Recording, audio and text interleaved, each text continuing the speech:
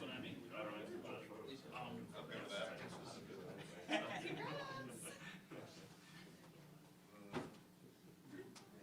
Would they do that on Saturday? There's a lot. They did last year. Cooper did Gene down the board.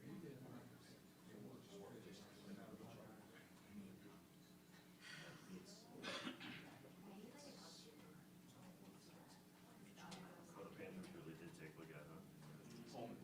Yeah. Would the Panthers take that? Look at it. Yeah. Good talk,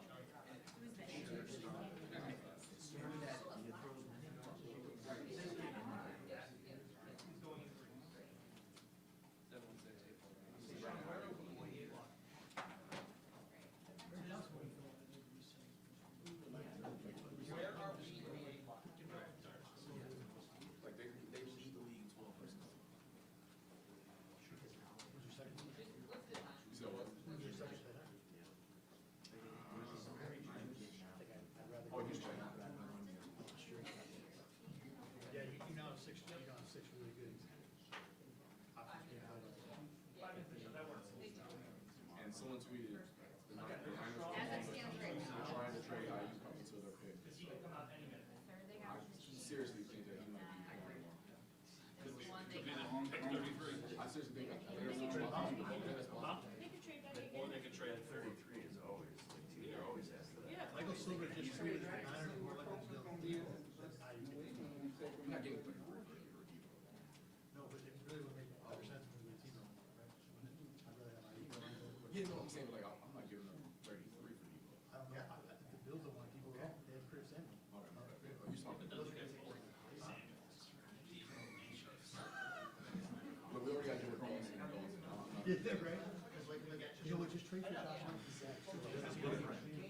Keep acquiring this thing. Every single.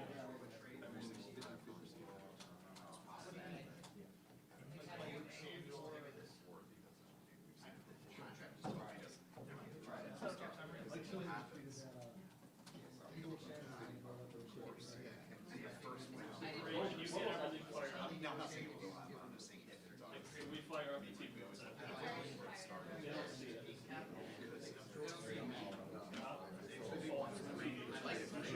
They are.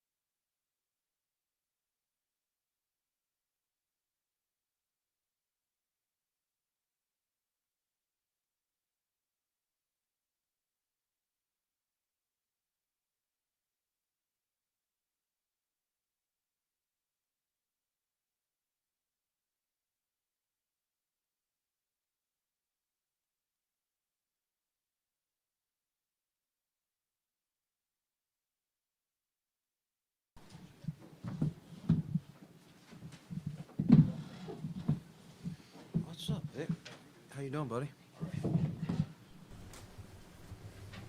Full house in here. Sal, good to see you again, buddy. You gonna keep this prompt for us?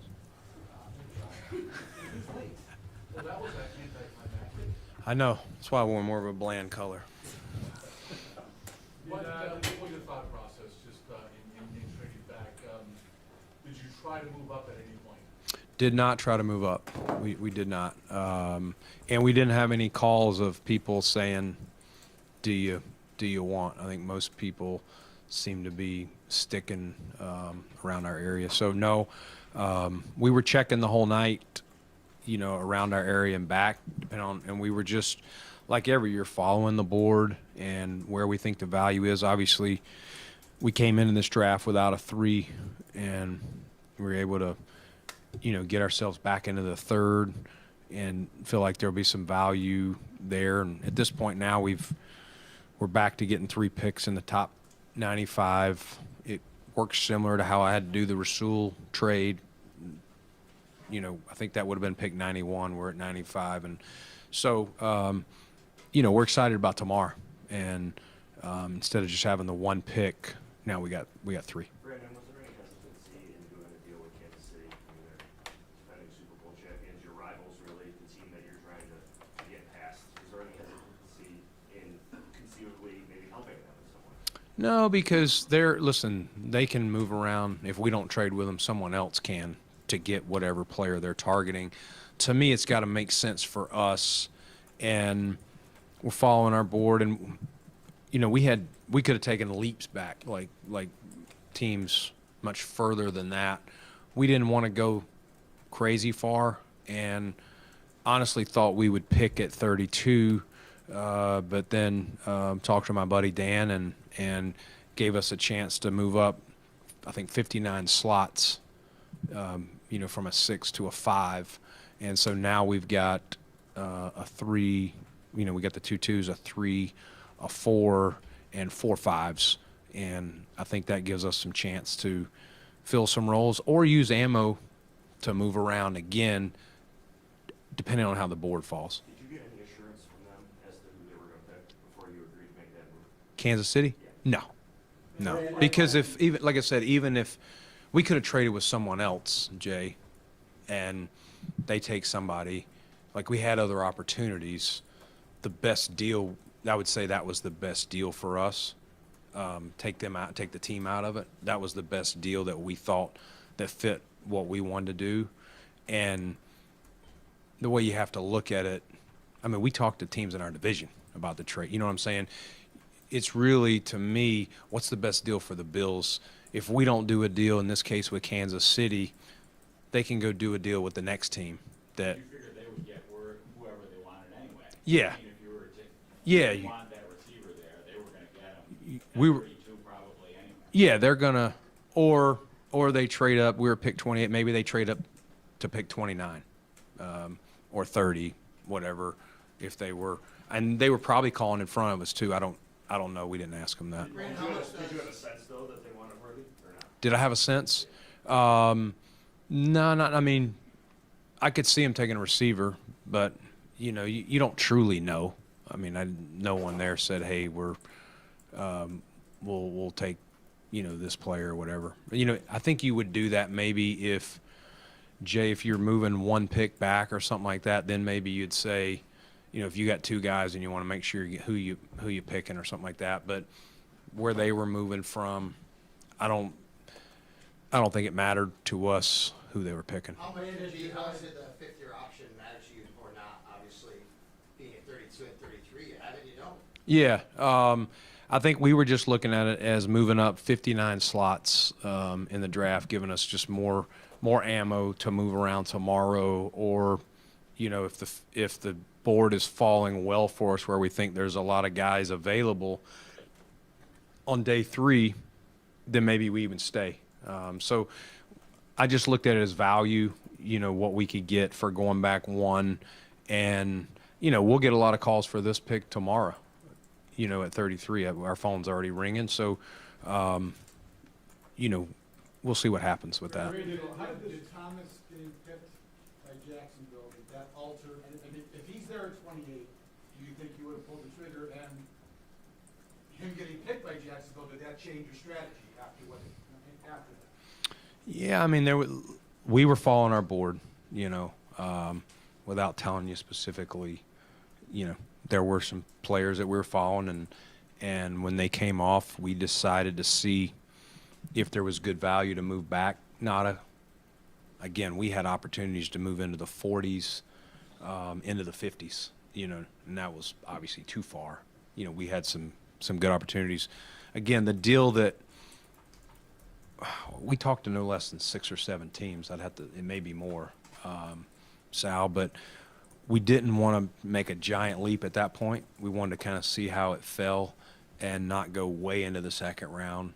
But we just, you know, we felt what we were going to be able to getting us back into the third round for moving back, whatever that was, 4 slots, that it made too much sense. Brandon, at what point, you talked about value, at what point did you not have any more first-round grades on your board? Can you give us some insight? Yeah, I mean, I don't. We were following the board and the value. I don't want to knock any player. There's a lot of good players there. We just, again, if you know, as you're following your board, you're deciding whether you're gonna, you know, listen. If I was never going to rule out moving up some, I wasn't prepared to give up our second, because then we'd have, you know, if we had to go far enough to do that, now you're picking at whatever pick that was in the first, and you're going all the way to whatever it was, 128 or something like that. We think there was, you know, good value coming up tomorrow, and so we just wanted at least one extra pick there, and again, we added some ammo to move back one. You know, now we have 4 5s that we can either take or use, depending on. Again, we'll follow the board. We put a lot of time and effort into the board, and you know, we think it's fallen pretty similar to kind of how we thought. You know, you peg what team needs, and you peg, you know, what players value. Maybe a different team took a different player, but you know, compared to how we did the mocks and stuff like that. But you know, it's fallen. You know, we're picking at 28, and we didn't have, you know, we weren't near 28 first-round grades, so you know, going in, there's not necessarily a great chance that you're gonna, you know, pick there. And again, last year we had Dalton Kincaid in the first. We were nervous, you know, we'd run out, so I moved up, whatever it was, 2 slots, I believe, to get him. So we put a lot of time in the board, and one of the things we said was, you know, if there's an opportunity to get back into the third, we do believe there'll be some value, and or at least the value of that pick, again, if we want to, you know, move around. Brandon, there's some good draft capital for tonight. Is there a possibility that you stay at 33, make that selection, and possibly jump back in the second round with all the draft capital that you picked up? Well, we have 2 in the second right now, so we'll have 33 and 60. Are you saying take another pick, get back into, like, make a third? Is that what you're saying? Maybe try to go after 4 picks in the top 100 instead of being just. Oh, big 3. You know, we'll see how the board's falling, Mookie. You know, it's hard for me to predict right now, you know, how many of our guys that we have in the second. But yeah, if we have guys that have second round grades and we're well in the third, you know, and we want to go back up there and get them, we'll do our best to do that. But I think it's too early to tell. I think what today did was give us some ammo to move around, and we're hoping to come away with, you know, some players that will help us either as starters or key reserves. Do you have more players with second-round grades than you did with first-round grades? Yeah. Brandon, when we talked to you at the owners' meetings, you talked about not getting that third-round comp pick. That kind of hurt you guys and what your plans were. And then you just said, you know, you gave up your second, you have to wait so long. How much did you go into tonight thinking, I'd really like to be able to get that third round back if I can, knowing there's not a lot of first round, maybe this is something I should look at to try to move back? Yeah, I mean, we definitely wanted to see how it fell. You never know. Weird things happen every year, so there wasn't a preconceived we're going to do this, but I think, as you got closer to our pick, we just decided if there was the right opportunity. At that time tonight, again, when I made the trade with Kansas City, I was preparing to pick, but then talked to Dan and decided that made sense for us, and it puts us on pole position for tomorrow. And we'll see. We've had some calls. I think we'll get more calls. And if it makes too much sense to move back again and pick up something else, we would do that.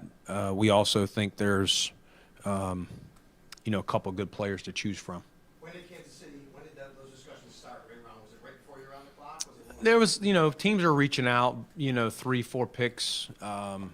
Brian Gain was working with them, kind of feeding me where we were. And then when we got on the clock, we decided we liked their deal. It ran down a little bit. We were having conversations with a couple teams, and we got their deal to where we thought it made sense. Brandon, when you talk about making a trade that's good for the team, do you bake into that equation what you might be doing to help another team that's a rival? You talk about talking with division teams, and was that different when you dealt with the Chiefs with this trade tonight? I think what you're asking, Thad, is kind of what I was telling Jay earlier, is that let's just say we didn't want, hey, we're not going to trade with Kansas City. That's the Chiefs, Super Bowl champs, yada, yada, yada. If we take a player, it doesn't mean that they're not going to go up with whoever was behind us. I think Dallas maybe because they had traded with Detroit. So you got no guarantee. You're not necessarily preventing them from getting the player they want. It's more where's your value at? Where do you want your picks? And what's the best move for the Bills? Because I'm sure they're not just calling Buffalo. I'm sure they were probably calling, and I would assume, in front of us. And if we didn't do the deal, let's just say there's 1,000 times you make a pick where there's people that want your pick, and you just make the selection. You say, hey, we're going to stay here and pick. If we had stayed there and picked, then if they wanted that player, they're probably also having people work the phones at the next couple picks to see if they can move up. So I don't think us picking necessarily is going to prevent, in this case, Kansas City or a team. And that's why I said, you don't always do business in division, or in this case, but you can, even if, in this case, like we had conversations with teams in our division because it could have made sense for us. Brandon, the second trade you made is pretty easy to explain. One spot for 59. Yeah. Is there a way to quantify, maybe in layman's terms, what the Kansas City trade meant to you in terms of value? I know that we can look at the numbers and crunch them, but is there a kind of a distilled way of how you look at the value that you have there? Yeah, you traded up. I don't remember the number of spots, but you're what's that? No. What we gave them our late fourth, maybe 133. Was that the number? And we moved up. 133, 248. Yeah. So we moved up to. We moved up in the seventh, which was an added. But the main thing I was focused on is the value of moving up from 133 to 95. So, we moved up 38 spots there in the draft, which is over a round. And I think it gives us a better chance to get a player before it gets too far cleaned out to go back 4 spots. Brandon, knowing Yeah. how much you like making moves and have a track record of moving up, how difficult was it to stay off the phone and not make that move, something that you've been known to make? Yeah, I would say Vegas lost today on me because if they pay attention to us, which I'm sure they do, they probably would peg us to move up. I know just hearing around here, people fill me in. People were saying we were trying aggressively to make a move into the top 10. Like that was, no team ever called me saying, hey, we want to move back there and anything like that. So, and I'm not calling up there, a day ahead or whatever. That was all just smoke. to be clear. But listen, you know me, if there was certain players that fell, we would have gone up. I did not want to give up our 2 though. It would have had to just been something that just made way too much sense for me to give up that 2, because it would have been really hard for us from the 4s to get up that far. It's just the value of those picks start dropping dramatically. Do you anticipate bringing any veterans get moved tomorrow? Do you notice that on day 2 maybe there's more kind of trades like that as opposed to day 1 where you didn't really see anything like that? You talking about around the league? I think you could see that. Maybe even sometimes you see it on day 3. Listen, I'm a team. It's been 3 rounds. I really wanted a running back. I know Howie did that for Swift from Detroit. Swap some picks or something like that. Like, I do think there are some opportunities. Sometimes you can do that. A guy that's on an expiring contract, or maybe another team drafted a player at that position and they would like to move that guy into a starting role and take some money off the books. So I don't know if I would say it's, where the likelihood is, but I think you could see that probably more on Saturday than maybe tomorrow, but, maybe tomorrow. How many times did you rehearse this scenario here where you're picking in the top of the 2nd round? Because you're on the clock. It's being after dark for real tonight. I'm sure you're not going to get any sleeper reference to what you guys start off with. How many times did y'all basically just start picking that 3rd round? I really didn't. Mookie, I had planned all along to not make a huge jump back, but it made sense to go ahead and go 1 back, get the pole position tomorrow, and we knew no matter who Carolina was going to take, that we still felt there was some good value on the board at 33, which is the first one tomorrow, and so it made sense to do that. But again, I couldn't have told you 30 minutes before we moved back that we were definitely, moving back. Okay. All right. Thank you. Yep.